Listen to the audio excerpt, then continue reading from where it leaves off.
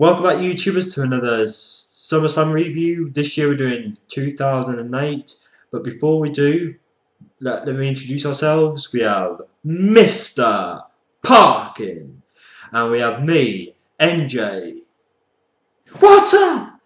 And before I begin, make sure you please subscribe up above, like this video, and please leave your comments in the comment section below. And also, make sure you contact us in the links in the description box below. I think I'm falling in love with Maria. Yeah, because luckily, or the good thing about this DVD is that Maria is on the front and cover. If you're wondering why I didn't say anything, how could I say anything when this beauty is on the front of this DVD cover? But yeah. Well, NJ, you pretty much covered what I was about to say anyway, so should we go straight into this review? Let's go straight into it. Right, okay, so we got a very, very good pre-event promo, didn't we? Hyping up the main event match between Edge and Undertaker, which was Hell in a Cell. I really did think that was good. SummerSlam, as one of the 4 big pay-per-views of the year, really needs to focus on its main event, and it's what the main event this year that made this pay-per-view very good. And the good thing about this is that SmackDown get the main event, which is different to what we normally see, because we normally see Raw dominate the... Cena. Cena. Cena being one of the main ones, yes. So what do we get as an opener? Oh yeah, we've got Jeff Hardy versus MVP. This is one of those matches where I think to myself, God, I can't believe WWE released MVP. He was a great wrestler, wasn't he? He was very good, and I think this is a great opener. We have 2 great wrestlers in a match. 2 good mid-carders as well. And we had Shelton Benjamin, our US champion, coming out and distracting Jeff Hardy so MVP could win. In my opinion, a decent opener. What did you think of this as an opener? I think it did great, because obviously I think we were expecting Jeff Hardy to pick up the win. So luckily we got the Shelton Benjamin distraction, and then we had him do the missing the Swanton bomb, and then MVP finishing it there. Yeah, it lasted 10 minutes as well, so we got a good amount of time. This is the kind of wrestling match you want as your opener. It was kind of fast-paced, good match in my opinion. Then you had the Shelton Benjamin interaction, the US Championship interaction between him and Jeff Hardy, so that will set up a feud later on, I believe. Yeah, good opener. That's what we can say about that. The next match we got was Glamorella, Santino Marella and Beth Phoenix versus Kofi Kingston and Mickie James. Now, this was an interesting match. This was an intergender tag team match where the Intercontinental Championship and the Women's Championship was on the line. Kofi Kingston and Mickie James were IC Champion and Women's Championship. And this is when we had this is before we had that dreaded Divas Championship, wasn't it? Yeah, and the good thing is, this was back when the Intercontinental and the Women's Championship actually meant something really a lot in the WWE, I think. One person who really summed up this women's division was Mickie James. She was a fantastic wrestler, and it's just a shame that WWE didn't keep her, and she's now in TNA. She's a fantastic talent that WWE lost, wasn't she? She was, but the match itself, I'll say there's some good moves and some dives in comedy. It was a good match, I think. It only got 5 minutes 40, but you know, at the end of the day, you've got to love Santino's comedy character, and although this was for a mid-card championship, it was just good to see the interaction between Santino and Beth Phoenix, and Mickie James managed to get a couple of shots on Santino. And it's with Santino was doing like this, he was like, "No, don't do that! No, don't do that!" And Mickie James would attack him. It was just comedy, man. Yeah, and Glamorella win the match, of course. Yay! Santino Marella, Glamorella, Santino Beth Phoenix win. I give you the Italiano win. Oh yeah! True! For me, NJ, it was just interesting to see who wore the pants in this whole Beth Phoenix Santino relationship, because you had Santino jumping up on Beth Phoenix's back at the end of the match. Beth Phoenix won the match, and Santino had no idea what the fuck was going on. He just celebrated his championship, and he just goes, "Yeah, yeah!" And just like a kid, it's just so funny. I don't know. Anything more you want to say about that before we go on to the next match? It was a fun match. It definitely got the crowd live thing going. I think it was great. We got new champs, so that's a good thing about this match. Okay, the next little segment we got was a Shawn Michaels promo segment. Now, immediately in this segment, kind of switched the mood a little bit, because we went from a fun opener to a very serious, dark promo, which I thought it was Shawn Michaels, and at the time he was in a rivalry with Chris Jericho, and there was these old questions with apparently Jericho injuring his eye or something, that his career might be over. And in this promo segment, he teases a retirement, and all of a sudden Jericho comes out, and all of a sudden the promo just starts getting really, really serious, doesn't it? Because the thing is, with Shawn Michaels on mic, he actually explained everything in great detail. I made it actually believe that this is going to be the end of it. Yes, some of us didn't want to believe, but he actually did play it pretty well, making us believe it. And his wife played, she did great. the emotion that she showed as Shawn Michaels was speaking, it was good. And Chris Jericho, of course, he was going to come out because he wanted Shawn Michaels to admit the reason he's leaving is because of him. Yeah, and of course we get this whole thing where Chris Jericho comes out and says he doesn't want Michaels to retire so he can face him again, and then Jericho accidentally hits the Heartbreaker Shawn Michaels' wife. And at this moment, I'm thinking, wow, they went to great lengths to really make the storyline what it was. This promo, in my opinion, was very well done, and it was one of the rivalries that you could do any time of the year because they always have great matches, whether it was at WrestleMania 19, or other events. It was one of those rivalries that was just a natural chemistry rivalry, and they really made this promo go very far to enhancing this rivalry, especially amongst beyond this pay-per-view. And the good thing about this is that these two, when you think of them, you know they can put on great fights. Yep. Shawn Michaels is the icon, the legend, and we have Chris Jericho, who, as Shawn Michaels clearly said, is never going to be a Shawn Michaels. No, but he plays an amazing heel. We can all say that. He can. This promo went on for quite long, and I think that might have affected the time this next match got. Mark Henry versus Matt Hardy in an ECW title match in a 30-second match where Tony Atlas interferes and Hardy wins by disqualification. All I can say is, God, that really helped bury that ugly fucking belt, didn't it, that match? It did, and the good thing about it, out comes Jeff Hardy to save Matt Hardy from the dominant Mark Henry. Yeah, and at least something good happened in this because this match was just... I think it was affected by that promo, but it's an ECW title. It was an ugly title, and I'm glad they just finally got rid of it. And this match kind of showed you the kind of people they had in the ECW brand, which was guys that weren't being used on Raw or SmackDown. That's true, and I'm thinking, again, it's normally with matches like this, it's always the aftermath that actually saved it. Yep. So well done for adding the Jeff Hardy coming out to save Matt Hardy. Yep. And there we have our undercard, 3 undercard matches, and now we get on to what I believe are the 4 main events of this card, which is good. It's kind of good that we got 4 main events in this card. It kind of gives it a bit more of a bigger feel, especially for a SummerSlam, which is one of the big 4 pay-per-views of the year. The first of the 4 main event matches we got was CM Punk versus JBL for the World Heavyweight Championship. Now, this was the time when CM Punk was a face champion. He cashed it in on Money in the Bank. I liked CM Punk as a face champion. I think he's better as a heel, but I did like him as a face champion because he's got that kind of stature which says to you, underdog champion, and he's got the wrestling skills in order to beat a guy like JBL. That's very true, but as you can see, time's moved on. He's better as a heel. Yeah, that's true. Definitely. This match, I enjoyed this match. I think Punk did very well in this match. This is one of those matches which established Punk as a face champion. You have JBL, who's a big guy, and of course it's the perfect rivalry in my opinion. You have the smaller CM Punk going up against the more dominant JBL, and you have CM Punk coming out on top using his faster, better moveset. When you think of JBL, you don't really think of the most exciting matches, but this match weren't bad at all. Did its job, didn't it? It did its job, and I weren't fully entertained, but it kept me watching because obviously there was different moves from each of them, and again, the right person won. Yeah, and CM Punk wins with his fantastic GTS finishing maneuver. So he retains the World Heavyweight Championship. I loved CM Punk as the World Heavyweight Championship. You got, 2 or 3 runs as the World Heavyweight Champion.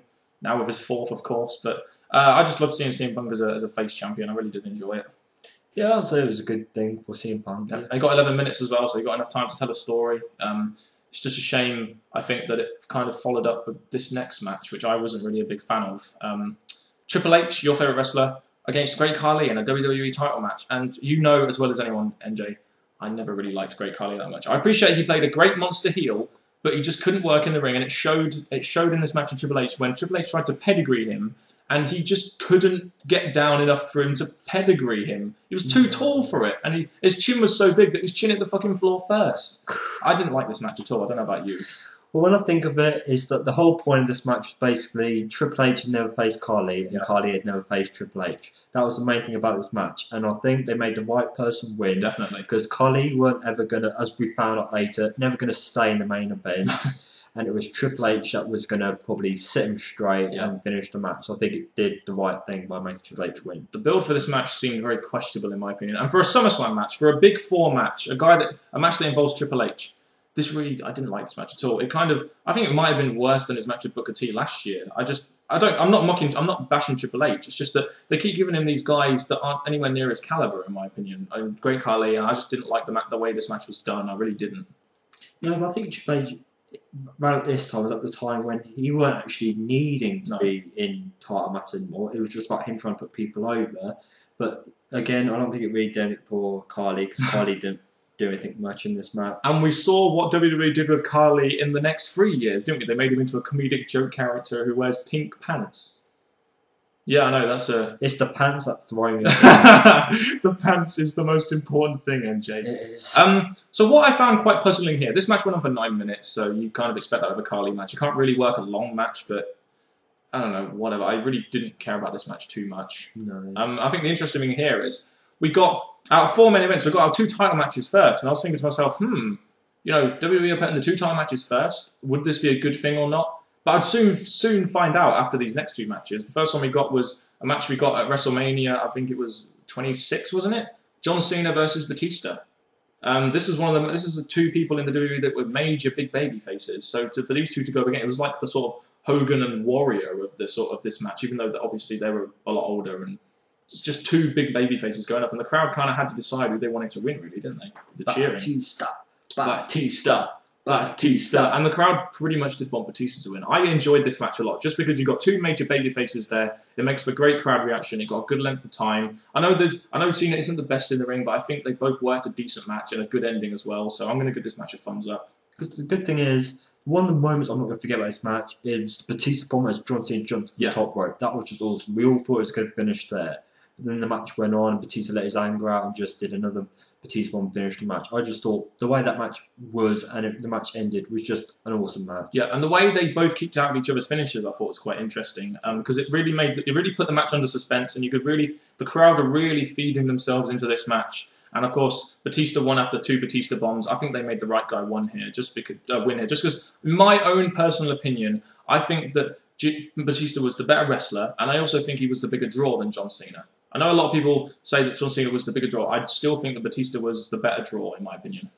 I think, not just because I'm a John Cena hater, but I think there's a lot more in Batista that he could have done for the WWE if he stayed on. I'm not saying John Cena doesn't do much, but I think Batista could have done a lot more if he stayed. To be honest, I was quite surprised they made Batista win as well. I thought they were going to make just Cena win as usual, but to make Batista win, I was really surprised. And you could see the crowd wanted it as well, so you're giving the crowd what they want before the main event that we got. Yeah, and I think, again, this match before the main event, because I think to give SmackDown the main event was just made this the end of this SummerSlam just awesome. Especially over the 2 big baby faces on Raw, who were at one point your 2 top draws in WWE. So it's interesting how they did that. And the next match for me was the match of the night by far. Edge versus Undertaker in a Hell in a Cell match. Hell in a Cell matches with Undertaker are all usually interesting, but this one against Edge, they really built Edge up as this sort of psychotic man, especially after that epic promo he had with Mick Foley, when Mick Foley said to him, the only guy that can help you is yourself, and he just says, I know what you mean, and he attacks him. And I really enjoyed that promo a lot, and it really helped build the match as well, because you need someone like Edge to look viable against Undertaker, and they really did it in this. The thing I like about the build of this match, it was Vicky who first reinstated the Undertaker to get revenge on Edge. Failed marriage. That's true. And then Edge didn't like that all, and that's how he got onto what Daniel's just said. And I think the match itself, it was just an awesome match. Yeah. It was full of weapon usage, which Edge brought out himself. Yeah. And I think the way they played with the usage of weapons was awesome. This match went on for 27 minutes. Now, in this 27 minutes, there was points of it that were very slow. But the thing is, it needed to happen because obviously it was going to take a while, the wrestlers in this match, because Edge pretty much turned it into a TLC match at one point when he had tables, ladders, and chairs. The spots in this match were very good. We had a spear spot through the announcer's table. They went outside the cell. You don't usually see that in Hell in a Cells nowadays. There was multiple kickouts of finishers. It was very dramatic. 27 minutes really shows you how well this match went. You had a chokeslam through 2 tables. The bottom line is, when you watch a SummerSlam, you want a good main event. And this is exactly what we got, a very good main event between Edge and Undertaker. And it wasn't for any titles. It was a rivalry which ended it. The thing about this is, back here, SmackDown had these main eventers. And the main eventers that could actually put on a good show. Not now. Which this match clearly shows. Not now, though. Not now, no. No, but still a very good match order. Undertaker versus Edge. Undertaker's return. And he wins it, of course, with a tombstone. This was just a really good match. A great way to end SummerSlam, in my opinion. And I think, again, it set out what it was meant to do. Vicky getting a revenge, and then a great match between 2 great wrestlers. Yeah, and in my opinion, it justifies Vince McMahon's choice of putting the 2 rivalry matches last, because they were, I think, equal, if not a lot better than the 2 title matches. So in my opinion, I'm very glad they did put these title matches last, the rivalry matches last, because I think if those 2 title matches were last, it wouldn't have been able to outdo these 2 matches at all. No, I think, again, when we go to overall thoughts, I think they've done this pretty good. Yep, so let's go into overall thoughts then. There we go. Go on. Okay, so let's start with... The undercard was crap. Well, the main event, the starter match, that was good. Yeah. I'm going to say that got the crowd going, which was exactly what's needed. Yep. Then we had the comedy stuff. Then we had the important announcements. The UCW title. Which is just get worse. Yeah. But then we get to the 4 main events. That was what made the SummerSlam. 4 main events, and then the main event itself was really good. So you got to... You know, in my opinion, it just really makes for a good SummerSlam, apart from probably the Triple H Great Khali match. But the three of the main events were very good, I thought. That's very true. Yeah. I'm thinking that, again, we've said what we thought of each match. So I think the way they've done this SummerSlam is pretty good. They've played out nicely. They've had matches that have actually had meaning, good promos. So I think they've done good here. Yeah, I mean, they had a really good promo with Shawn Michaels in there. That probably took up a lot of time, but I think it needed to. I wasn't too sure of the undercard. I thought the undercard could have been a little bit more stacked, maybe. But I'm glad that despite the not-so-good undercard, the not-so-stacked undercard, they made 4 very good main events, and I think that's what made SummerSlam what it was. CM Punk versus JBL, I thought, was a good match. Cena versus Batista was a match everyone had been waiting to see, so it was a good draw for SummerSlam. And the Edge and Undertaker Hell in a Cell match was one hell of a match, by far the match of the night, and was a really great ending to the pay-per-view, which is why I'm going to give this pay-per-view a B+. The way I look at it is that the matches, they all had some importance. It's definitely led on to future stuff after SummerSlam. Each match had something that could lead on to something after, so I'm going to give it the same. Definitely better than SummerSlam 2007. I'd be really tempted to give this an A-, but the ECW title match was stupid, and the undercard wasn't as good as I really wanted it to be. I thought if the undercard was better, this could have definitely got an A-, possibly even an A. It's good, like what I've said all along. Every pay-per-view's got improvements, and this has got some that could have improved the mark, but a solid B+. Yep. So you've heard it from us, B+ for SummerSlam 2008. We really did enjoy this pay-per-view a lot, especially that main event. If you guys have any thoughts, of course, make sure you put your thoughts in the comment section below. We want to hear your thoughts on this, the main event and the rest of it. CM Punk's win, you might want to comment on too. And NJ, have you got any more words before I sign us off from this SummerSlam review? So what I'm going to say is that this SummerSlam has been a good one for us. And the next one's going to be 2009, so that'll be something to look forward to. Man. And please leave your thoughts, as Dan said, in the comment section below. I'm so looking forward to seeing Punk versus Hardy in a TLC match. That should be a good one. Versus Cena as well. Ooh, this would be a good one. But anyway, thank you guys very much for watching once again. We are the British Fist. This guy sitting next to me is NJ. What's up? Because I know you guys love that. But anyway, thank you very much for watching, and goodbye.